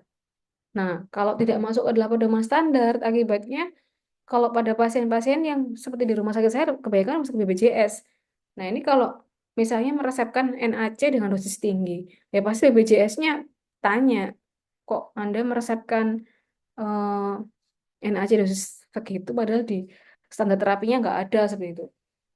Jadi tergantung kembali lagi sih Mas. Jadi kalau misalnya tergantung status pasiennya, misalnya mungkin aja tadi kayak misalnya off label yang tadi contohnya di kasus ginjal itu penggunaan anestesi dosis tinggi tadi bisa diberikan pada pasien yang umum gitu. Kalau pada pasien BPJS dia karena terkendala masuk asuransinya BPJS jadi harus ikut aturan dari BPJS gitu. Baik, Ibu. Terima kasih, Ibu, atas pencerahannya. Berarti untuk yang seperti obat acetylcysteine untuk yang off label itu bisa, tapi Ya, hanya untuk pasien umum ya, Bu, ya. iya Nah, jadi eh, mm, mm-mm. nah untuk yang satunya ya, Bu, yang contohnya mungkin antibiotik nih, Bu. Misalnya itu masih dalam fase 4 dan masih dalam penelitian dan sudah eh, mendapatkan izin untuk dipasarkan. Nah, untuk itu masih belum ada ya, Bu, untuk di rumah sakit berarti ya, Bu. Belum ada kalau di kami. Jadi kalau di kami selama belum sama BPOM dirilis dia ada izin edarnya ya nggak boleh dikonsumsi. Jadi dia masih dalam tahap penelitian. Nah kalau tahap penelitian mau dicobakan ke pasien pasti namanya pasien penelitian. Jadi ada pasiennya nanti ada etik penelitian. Jadi istilahnya masih dalam kode penelitian kalau kayak seperti itu. Jadi yang diberikan pasien benar-benar yang sudah ada izin edar dari BPOM. Baik, Ibu. Berarti itu kalau untuk yang antibiotik tersebut eh, masih dalam random control trials ya, Bu. Belum bisa Ya, secara kalau pasien dalam bisa. penelitian itu berarti ya masih masuk penelitian. Jadi nanti pasien yang dicobakan adalah pasien-pasien dalam penelitian, kriteria inklusinya ya sesuai dengan desain penelitiannya dari peneliti itu tadi. Baik, Ibu. Terima kasih, Bu. Untuk penjelasannya sudah Oke. sangat jelas, Ibu. Baik, terima kasih dari Mas Rafa dan Bu Mela. Mungkin selanjutnya ini karena sudah ada yang mengangkat raise hand juga ya, Mbak Angelia Agnes. Dipersilahkan, Mbak. Terima kasih Ibu atas kesempatannya. Saya Angelia Agnes, angkatan 23, izin bertanya. Apakah pasien itu perlu terapi lanjutan, misal seperti vaksinasi, kalau misalnya ada vaksin yang untuk khusus pneumonia? Dan bagaimana edukasi pasien mencegah pneumonia berulang jika misalnya pada suatu kasus pasien tersebut juga sudah resistensi terhadap beberapa antibiotik yang pergunakan sebelumnya? Terima kasih, Bu. Ya, jadi kalau vaksin pneumonia pada dewasa itu vaksin pneumonia pada dewasa. bisa jadi.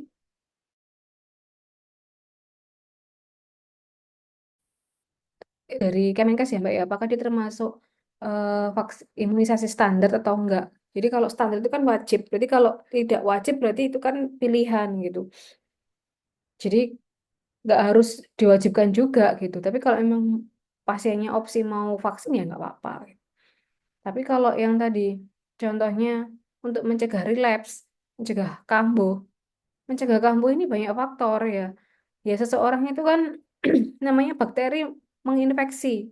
Menginfeksi seseorang itu kan tidak tahu kapan kan. Kita nggak bisa prediksi bakteri itu mau menyerang kita kapan. Yang jelas bakteri itu akan mudah masuk ke dalam tubuh manusia karena kondisi manusia dalam kondisi rentan.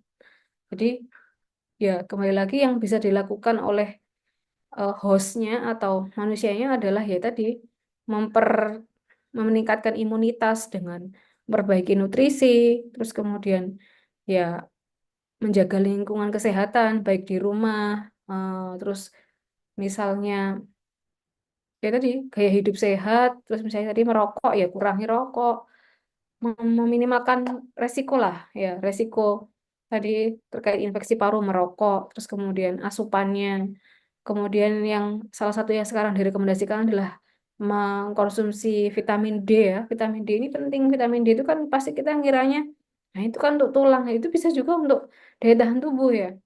Ya, jadi kalau dosis dewasa minimal lim, apa 500 ya, 500 unit ya, sampai 1000 unit. Nah itu mulailah suplemen-suplemen yang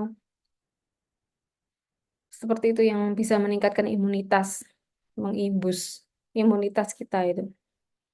Nah, kalau terkait dia relapse HAP atau VAP ya, jangan sampai sakit masuk ke rumah sakit karena rumah sakit ini ya banyak kumannya gitu.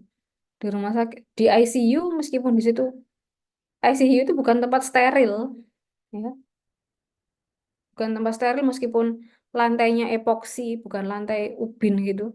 Ya tidak jaminan di situ bebas infeksi. Buktinya pasien-pasien yang terkena PAP ya banyak gitu. Karena tadi apa perilaku dari nakesnya ya. Nah itu jadi ya caranya kalau pasien sudah sembuh ya tadi meningkatkan imunitasnya ya.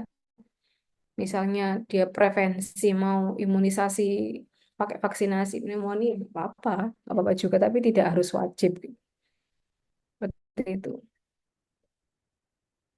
Baik, dari Mbak Angel, bagaimana Mbak? Kemudian ini juga jadi kalau apa ya? Jadi kalau kita tuh kan pasti sebelum pneumonia kan istilahnya lah sudah kondisi beratnya ya. Awalnya kan pasti masih batuk, radang tenggorokan, pilek, demam seperti itu. Nah, itu Anda harus jangan mengabaikan gejala gitu loh. Jadi ketika wah ini kok tenggorokanku udah nggak enak nih, di situ mulai langsung di apa imbus dengan vitamin-vitamin ya. Misalnya kalau mau ada yang dikombinasi herbal sama ini misalnya mengkonsumsi jahe, madu, lemon, terus kemudian kumur dengan air garam ya. Jadi harus punya prevensi di rumah itu pencegahannya itu gimana biar nggak memberat gitu.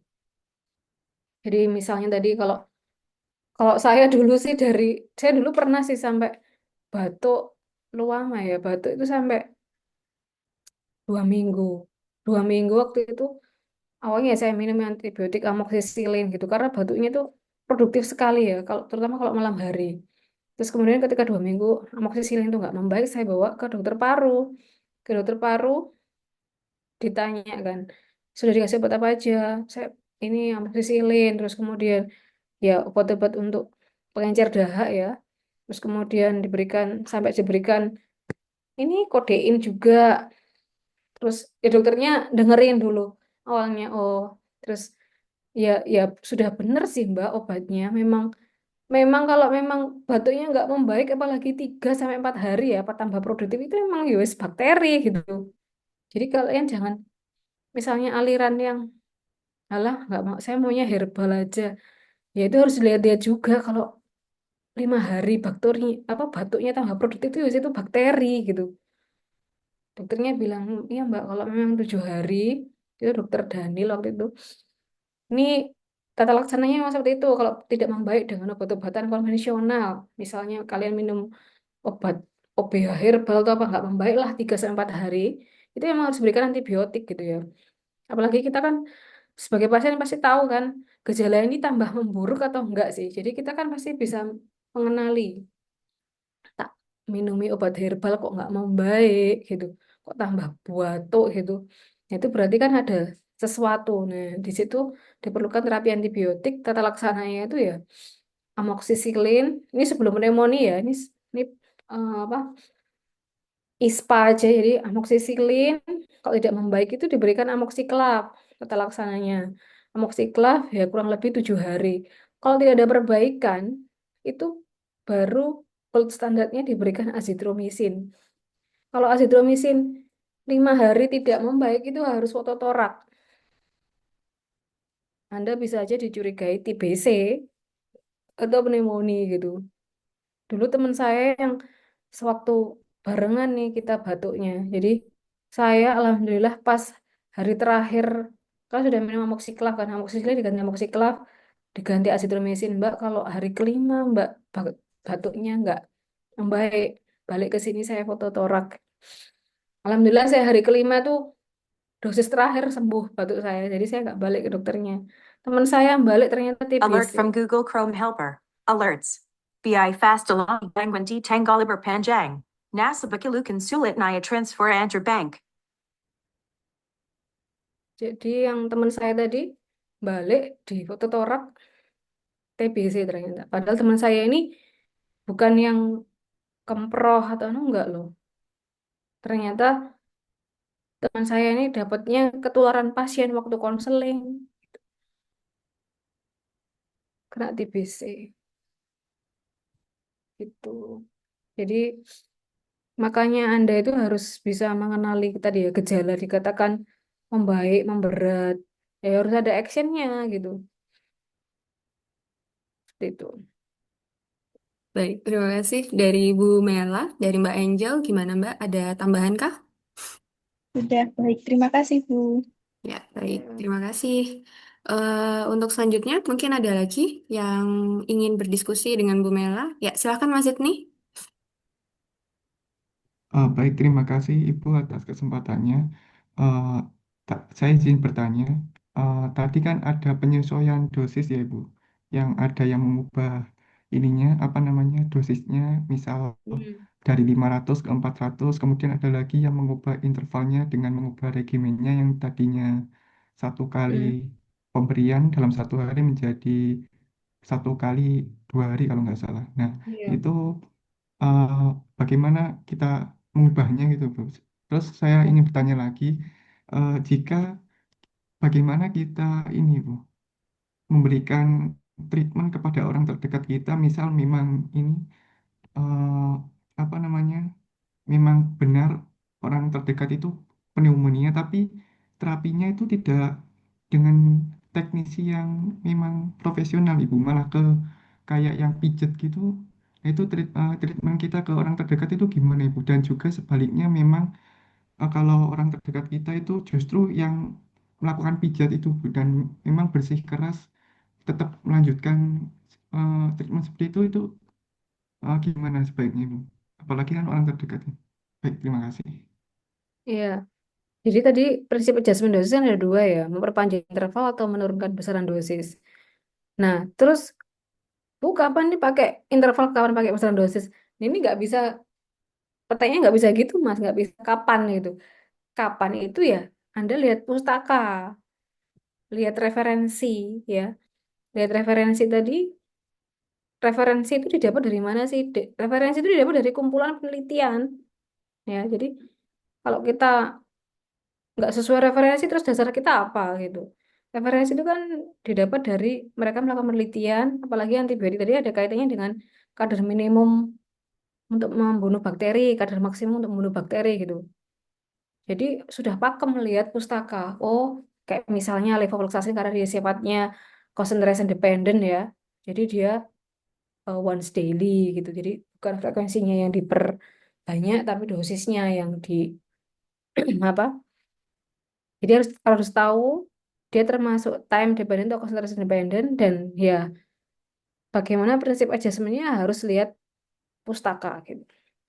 Kemudian yang kedua, kalau terkait orang terdekat, biasanya orang terdekat yang tidak mau mendengar omongan itu karena dia memang harus tipikalnya harus membuktikan dulu gitu. Jadi kalau saya lihat orang yang ngeyel itu biasanya orang yang dia nggak bisa ya, ada positifnya ya, dia tidak mudah gampang percaya sama orang. Nah, biasanya orang kayak gini tuh harus percaya dulu. Ya udahlah, kalau misalnya kita sudah ngasih tahu, ya dia suruh menilai aja. Lah, dia dengan metode seperti itu yang dia yakini itu gejalanya memburuk, membaik atau gimana gitu. Nah, itu pelan-pelan dimasukkan saran. Jadi, ya udah sementara diikuti kemauannya, dia mau pakai terapi apa. Tapi kalau memburuk nanti harus ikut saran saya ya, pergi ke dokter berobat, karena memang dari keilmuan manapun itu yo apa, pneumonia itu ya bakteri gitu. Kalau memang dia denial, kalau aku kilo mek batuk tok, gak ada demam, gak ada ini, batuk pun itu banyak mengabaikan loh. Batuk itu kalau 2 minggu batuk Anda nggak membaik itu ya wis pasti bakteri. Kalau nggak percaya yuk di iku ae lah, di foto torak gimana gambaran parunya ya. Tidak hanya pneumonia loh batuk itu. Kanker paru, CA paru. Ini ada saudara saya, bude saya itu satu rumah juga nggak ada yang perokok gitu kok. Dia bisa kena CA paru. Batuk 1 bulan didiemin aja. Tiba-tiba batuknya waktu itu sama dokter disuruh CT scan kayaknya. Nah, ternyata ada massa di parunya sudah stadium 4. Nah, jadi intinya Tuhan itu sudah menciptakan kita itu, tubuh itu dengan segala alarmnya. Jadi kalau tubuh kita tidak baik-baik saja pasti akan menunjukkan gejala. Nah, kadang kita aja yang mengabaikan, kadang kita yang denial, alah gak apa-apa, waktu ae. Ada juga teman saya yang sudah almarhumah, apoteker loh ini, batuk yang tidak membaik 1 bulan, diperiksakan ke dokter umum waktu itu. Ya dikasih obat batuk biasa biasa, dia nggak curiga TBC gitu, karena dia mungkin merasa nggak mungkin lah aku kena TBC, orang aku tuh termasuk orang yang bersih, termasuk orang yang menang apa kelas atas, dan biasanya stigmanya TBC hanya untuk orang yang apa kemproh gitu ya. Ya akhirnya dia masuk masuk rumah sakit sudah pneumonia berat, ya karena TBC-nya itu akhirnya meninggal karena tidak tertolong gitu. Jadi ya kalau menurut saya ya itu sih, kalau memang ngeyel diikuti dulu maunya gimana, tapi kalau misalnya tidak, menurut dia tidak membaik, nanti kita harus apa tadi, memberikan bergin. Kalau kalau nggak membaik nanti ikut saya terapi ya, seperti itu. Oh ya, baik Ibu, terima kasih atas jawabannya.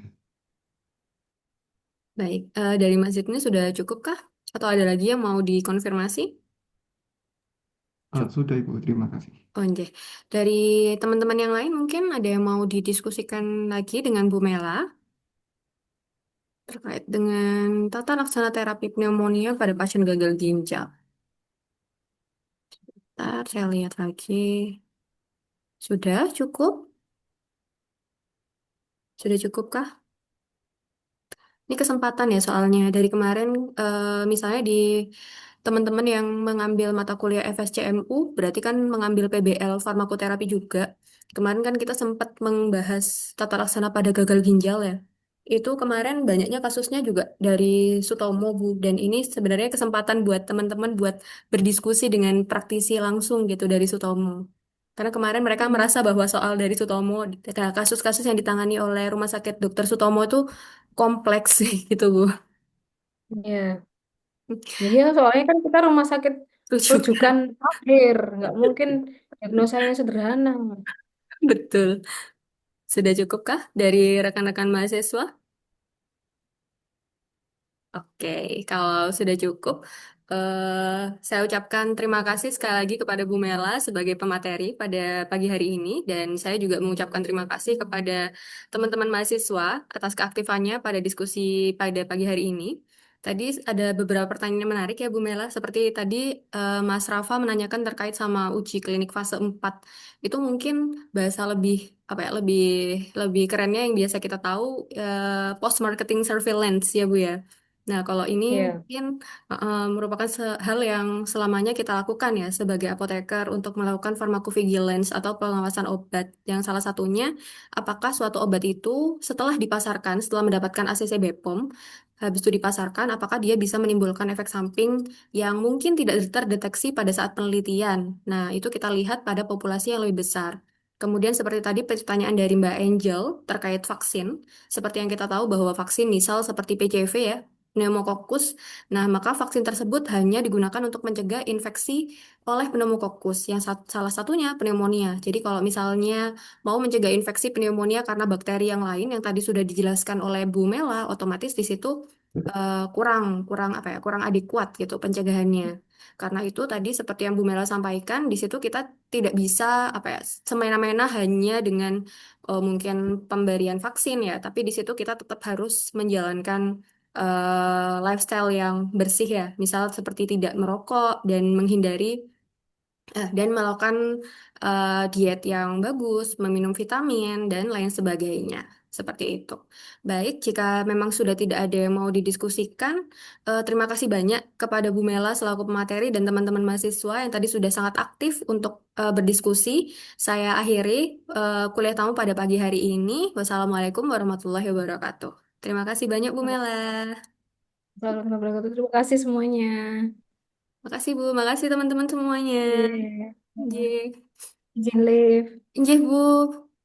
Iya. Oke, terima kasih teman-teman. Oh iya, link post test. Sorry, sorry, sorry. Bentar-bentar ya. Untuk yang tadi sudah tanya, nanti saya infokan ke Bu Dita. Tadi sudah saya tanya, sudah saya catat ya yang tanya siapa aja. Nanti saya infokan kepada Bu Dita. Kalian nggak usah mengerjakan post test. Habis itu untuk link post testnya saya kirim by chat. Ya, selamat Mbak Rina, nggak usah ngerjain post test ya. Mas Rafa, Mbak Angel. Oke.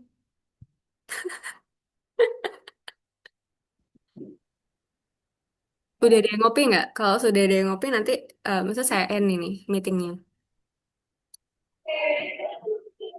Udah di copy ya? Udah kan?